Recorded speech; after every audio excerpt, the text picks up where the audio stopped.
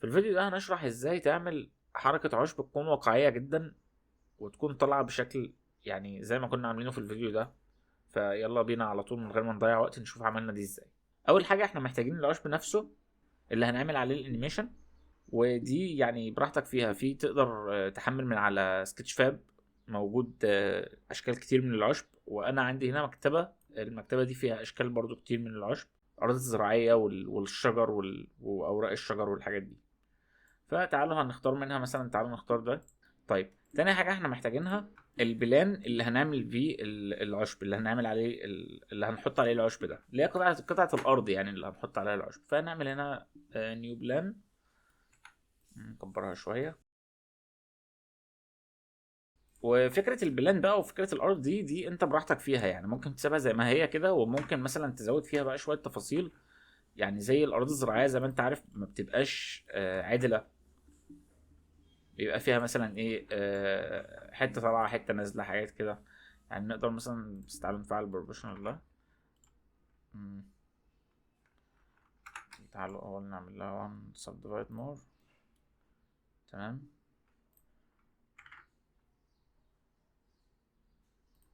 عارفين انتوا الارض يعني بيبقى فيها ايه، حته نازله حته طالعه.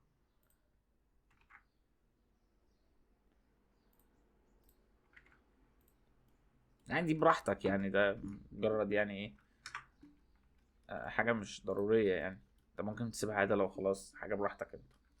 تمام. اول حاجه بس ما تنساش انك انت تعمل ابلاي للسكيل. وبعد كده بقى عايزين العشب ده يفرش على قطعة الأرض بتاعتنا دي. هنعمل ده ازاي؟ هنروح على البارتكلز، نزود واحدة، وهنخلي دي هير. طيب أنا بس علشان فاتح حاجات كتير في الجهاز عمل كراش واضطريت إن أنا أفتح من جديد. كل اللي احنا عملناه طلعنا الجراس تاني وعملنا تاني البلان بتاعتنا. تعالى نعمل لها ابلاي سكيل، وبعدين هنروح البارتكلز نعمله هير، نخلي دي نص، نفتح الادفانسد. ماشي. بعد كده هنروح على الرندر، هنخلي ده اوبجكت، وهنختار الاوبجكت بتاعنا بالشكل ده كده. طبعا هيبقى في الشكل في الاول صغير خالص كده، فهنخلي السكيل ده بواحد. بعد كده هنعمل الاوبجكت روتيشن. بعد كده نروح على الروتيشن ده ونخلي الروتيشن ده على الجلوبال واي. اوكي. اوكي. بعد كده هنعمل شوية راندومايز، مش لا مش شوية راندومايز للسكيل. فزي ما انت شايف كده هيبقى فيهم اللي بيصغر شوية فيهم اللي بيكبر شوية. نخلي ده، تعالى نخلي ده 2000. اعتقد ان العشب ده عايز يكتر او يكبر. طيب لو خلينا ده 1.5،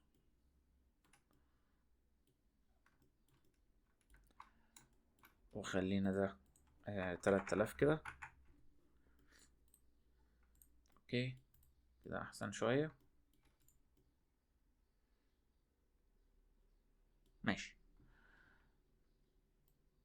لو عملنا شوية راندومايز كده بس حاجة بسيطة خالص، علشان برضو ما يبقاش كله يعني في العدل. تمام. م- لا، نسيب دي زي ما هي. اوكي.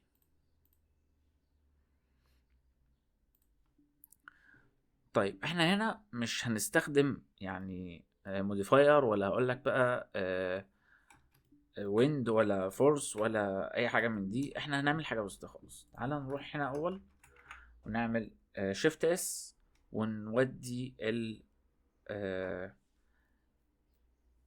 الكرسور تو سيلكتد.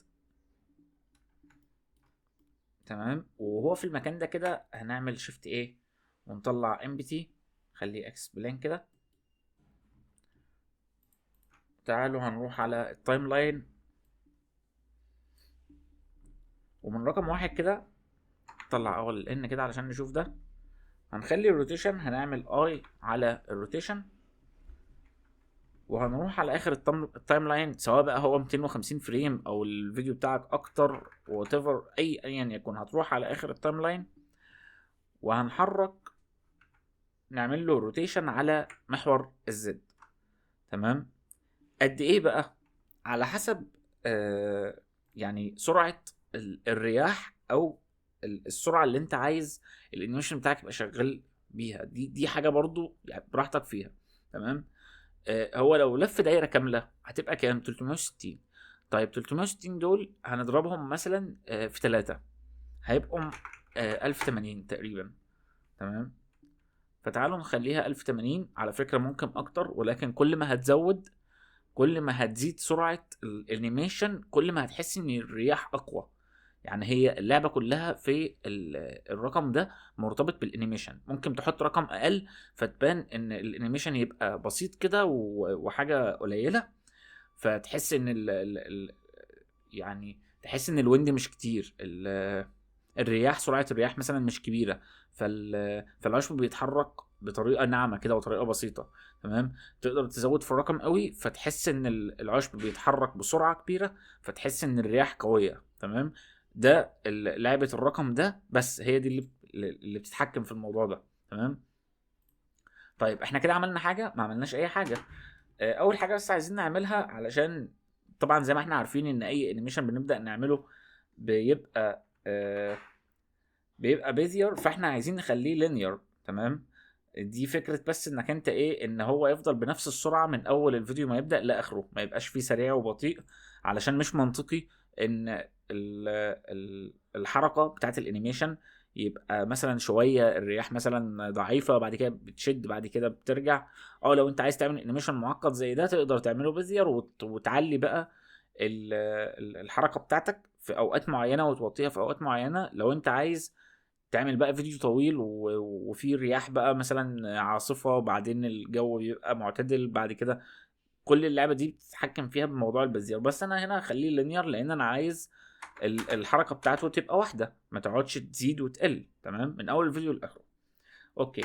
بعد ما عملنا كده هنعمل ايه تاني؟ هنروح بقى نمسك العشب ده. تمام. الخطوات اللي انا بعملها دي يعني يا ريت تاخد بالك منها، ما تتلخبطش، ما تعملش خطوة قبل التانية، لان ده هيأثر على الانيميشن بتاعك. فانت لازم تمشي بالترتيب كده زي ما انا ماشي. طبعا انا ممكن اعمل لكم بقى شرح تفصيلي وليه بنعمل دي وليه بنعمل دي، بس مش هنخلص، هنعمل فيديو طويل جدا، فانا بحاول ان انا اختصر لكم الموضوع علشان ما يبقاش فيديو طويل عليكم. اوكي. طيب هنروح بعد كده على الموديفاير، هنحط موديفاير ديسبيسمنت. ديسبليس اهو. تمام. بعد كده انا نسيت بس افعل كمان بس. تمام. طيب بعد كده هنعمل ايه؟ هنخلي ده الديسبليس، هنعمل نيو، ومن نيو هنختار اوبجكت، ومن الاوبجكت هنختار الامبتي ده، والتكستر دي هنروح على التكستر هنا وهنختار كلاودز. بعد كلاودز هنرجع تاني هنا. تمام. اوكي. هي نفس التكستر كده وخلاص. يعني احنا حددنا ان التكستر بتاعتنا اللي احنا بنستخدمها هنا هتكون كلاودز. تمام. خد بالك لو انت عامل اكتر من حاجه، فخد بالك من فكره المسميات دي. يعني مثلا ممكن اعمل هنا تكستر 01، هتروح هنا هتلاقي ده تكستر 01. تمام. علشان لو انت عندك اكتر من تكستر. اوكي. طيب بعد كده هنعمل ايه؟ طبعا هنا بقى الدنيا بقت غريبه قوي. تمام. طيب احنا ازاي بقى هنظبط الانيميشن بتاعنا؟ شايف السترينث دي بواحد، دي هنقللها خالص، وليكن مثلا تعالوا نجرب نخليها بواحد ونشوف.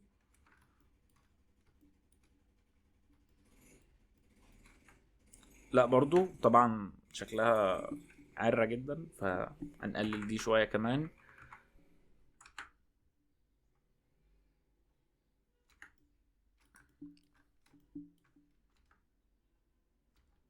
ممكن نقللها شوية كمان، يعني نخليها مثلا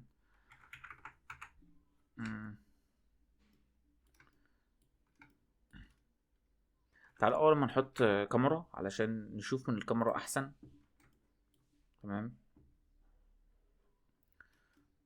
لو قلنا مثلا الكاميرا دي هتبقى بالشكل ده كده.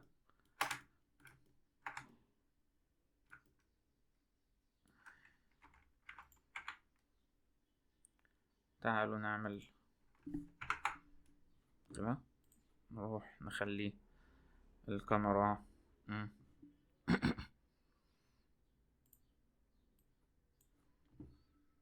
اوكي.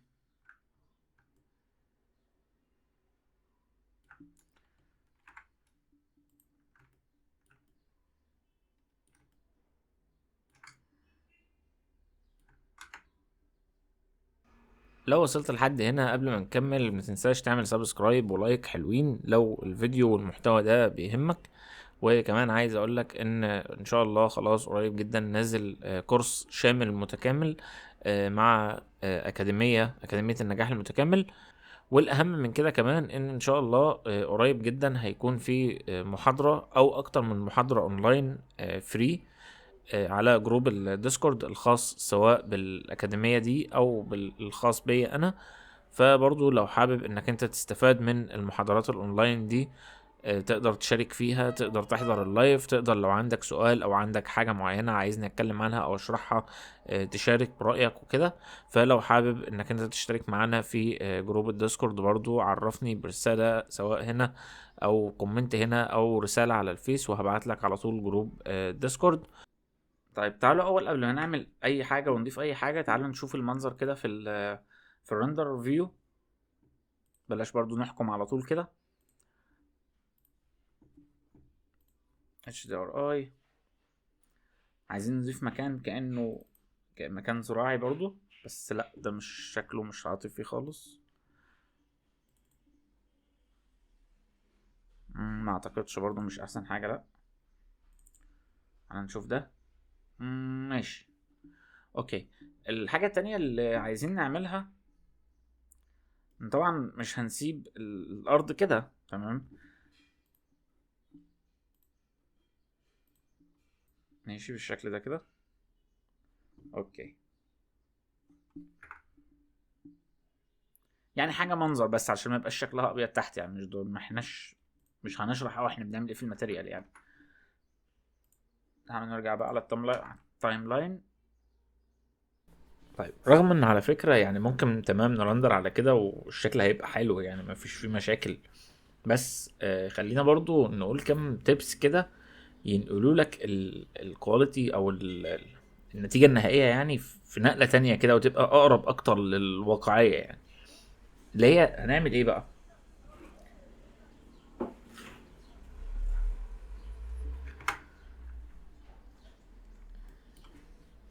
تعالوا اقول كده. طيب احنا هناخد دول دوبليكيت قشطه، حطهم كده. لما هتعمل دوبليكيت كده تعالى اما نتاكد بقى في هنا في الموديفايرز ان هو اختار الامبتي ده مش ده. تمام، هتبص هنا هتلاقي امبتي 001 انما هنا الامبتي الاولاني. تمام طيب تاني حاجه هنعملها برضو ان احنا هنعمل ده، هنعمل لده روتيت شويه كده. تمام كده ماشي. تالت حاجة برضو هنعملها ان احنا هنخلي دي بدل ما هي 2 4 ممكن نخليها مثلا 3 1. تمام طيب بعد كده هنعمل ايه؟ هناخد الاتنين دول ونوديهم في كوليكشن لوحدهم كده نسميه مثلا جريس. بعد كده هنروح للبارتيكلز بتاعتنا دي، وهنا بدل ما احنا مختارين اوبجكت هنخلي دي كوليكشن وهنختار الكوليكشن جريس. تمام هو كده المفروض ان احنا بدل ما شغالين باوبجكت واحد لا احنا كده شغالين بالاتنين اوبجكت اللي هنا. تمام اوكي سوري. طيب احنا كده استفدنا ايه؟ اول حاجه كنت العشب ده كان كله، يعني عارف انت الشعرايه اللي هي الطويله دي كانت كلها باصه الناحيه دي، باصه اتجاه واحد. فاحنا عملنا دوبليكت واحده ثانيه ولفيناها شويه، فاصبح ان في بقى بص كده وبص كده وهكذا يعني. تمام.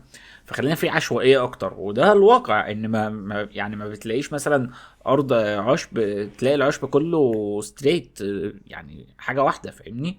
فبقى في عشوائيه اكتر. دي اول نقطه. النقطه التانية ان احنا لما هنشغل الانيميشن دلوقتي، طبعا اعتقد مش هيبان هنا قوي علشان الفيو بورد، ولكن هتلاقي برضو في عشوائيه تانية في الانيميشن نفسه. وبعدين في الفيديو اللي مش راضي يخلص ده، عموما احنا كده خلاص خلصنا. تمام. عندك بقى يعني خد بالك برضو الموضوع ده ينطبق بس على العشب اللي زي ده. تمام. العشب مثلا اللي هو تمام، العشب مثلا اللي هو زي ده او زي ده، اللي هي العشب اللي هو عبارة عن يعني شرايط كده بس. تمام. لكن طبعا لكن طبعا عشب مثلا زي، او مش عشب بقى، يعني عارف انت اللي هو في اراضي ساعات بيبقى فيها اللي هي الحاجات اللي زي دي، دي ما ينطبقش عليها نفس الكلام ده. ليه؟ لان احنا هنا بنعمل الحركة اللي احنا بنعملها دي اسمها حركة زجزاج، يعني كأنك بتمسك الورقة كده وبتقعد تفركها كده في الهوا يعني. تمام. لكن ده طبعا مش هيحصل فيه كده. ده المفروض ان هو يعني يروح يمين وشمال، يعني اللي هي العشب اللي هو فيه ورد ده مش هيتحرك زجزاج، مش هيحصل فيه كده، ولكن يعني هيتحرك بطريقة تانية زي دي كده. هيتحرك بطريقة تانية، ولكن يعني خلي ده الكلام ده بقى في فيديو تاني، لان احنا يعني الشغل على دول هيبقى بطريقة مختلفة خالص. بس انا حبيت اعرفكم علشان ما تاخدش الطريقة دي وتطبقها على حاجة زي دي. الطريقة دي تتطبق على العشب اللي هو الاخضر، اللي هو زي ده كده، الحاجات اللي زي دي. تمام. فلو هنتكلم ان شاء الله في ورد بقى وحاجات تانية، دي نقدر نتكلم عنها يعني في فيديو تاني، ونشوف الطريقة بتاعتها ونشرحها في فيديو تاني. اتمنى تكونوا استفدتوا من الفيديو ده. اتمنى يكون الفيديو ده سهل وبسيط. وقبل ما نقفل برضو ما تنساش تدعمني بلايك، سبسكرايب، كومنت لو الفيديو عجبك يعني وشايف ان هو مفيد. اشوفكم في الفيديو اللي جاي ان شاء الله يكون قريب، وسلام.